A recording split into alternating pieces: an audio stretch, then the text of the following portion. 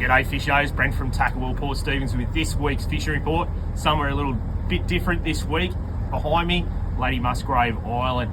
I'm out on the Little Audrey with some fantastic mates, actually targeting blue marlin. Caught one this week, bit of bycatch, wahoo, dolphin fish, that kind of thing.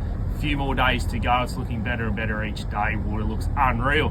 So what's happening back in Port Stephens? Well, in the estuary, plenty of flatties still about. Reports this week that have filtered through to me, loads of flatties around. Now the tides are smaller off the moon, and I think the flatty fishing will ramp up this week, that's for sure. So get up the back of Tilligary, up the back of the Karua there and over towards the shortcut. Some really good flatties.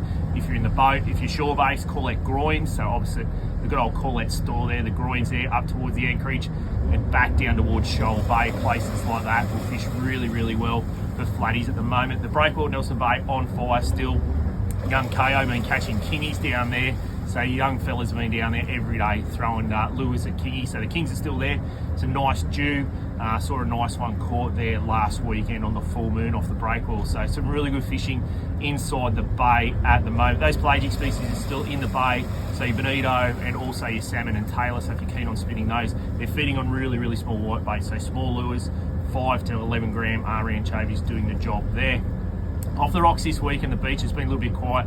Bit of cyclone swell I heard that pushed down the beaches there and off the rocks, so made a little bit dangerous. But Pete caught a few nice drummer as that swell backed off. So some good pigs around. I wouldn't be surprised if you found some really nice snapper this weekend off the rocks, especially down towards Boat Harbour, Fishman's Bay, all that area there. After that big swell, it's definitely worth a shot on some reds off the rocks. Like I said, beaches were a little bit quiet with that cyclone swell pushing down, making it a little bit hard.